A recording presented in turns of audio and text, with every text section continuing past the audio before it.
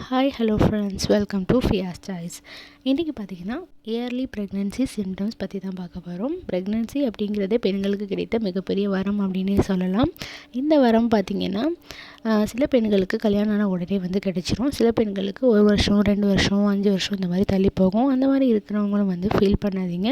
கண்டிப்பாக உங்களுக்கான நேரம் வரும்போது அது கண்டிப்பாக கிடைக்கும்.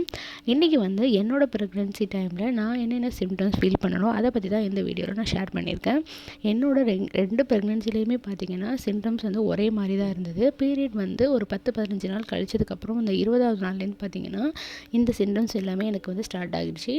அதை வச்சு நான் ப்ரெக்னெண்ட்டாக இருக்கேன் அப்படிங்கிறத முன்னாடியே நான் தெரிஞ்சுக்கிட்டேன். ஸோ அதை பற்றி ஃபுல்லாக தெரிஞ்சுக்கணுன்னா வீடியோவை ஸ்கிப் பண்ணாமல் முழுசாக நீங்களும் பார்த்து தெரிஞ்சுக்கோங்க.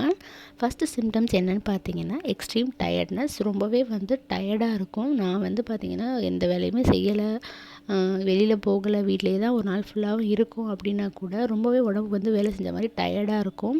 ஸோ அந்த மாதிரி டயர்டாக இருக்கும்போது பார்த்திங்கன்னா நீங்கள் ப்ரெக்னெண்ட்டாக இருக்கீங்க அப்படிங்கிறத நீங்கள் தெரிஞ்சுக்கலாம். செகண்ட் பார்த்திங்கன்னா டிசினஸ், மயக்கமாக இருக்கும். அதாவது நீங்கள் நல்லா சாப்பிட்ருப்போம், நல்லா தூங்கி எழுந்திரிச்சுமோ, எந்த ஒரு ப்ராப்ளமே இல்லாமல் ஒரு மயக்கம் இருந்துக்கிட்டே இருந்துச்சுன்னா அதை வச்சும் நீங்கள் ப்ரெக்னெண்ட்டாக இருக்கீங்க அப்படின்னு சொல்லலாம். அதுக்கப்புறம் பார்த்தீங்கன்னா back pain, hip pain hip pain இருக்கும். அதுக்கப்புறம் பார்த்தீங்கன்னா ஸ்டொமச் பெயின் இருக்கும். ஸ்டொமச் பெயின்னா அங்கங்கே சுருக்குன்னு குத்துற மாதிரி இருக்கும். ஸோ நெக்ஸ்ட் பார்த்திங்கன்னா மூட் ஸ்விங், அது கண்டிப்பாக இருக்கும். நல்லா தான் நம்ம இருப்போம், திடீர்னு பார்த்திங்கன்னா நமக்கு கோவம் வரும், திடீர்னு அழுக வரும். அந்த மாதிரி மூட் ஸ்விங்ஸ்லாம் எனக்கு நிறையவே இருந்தது.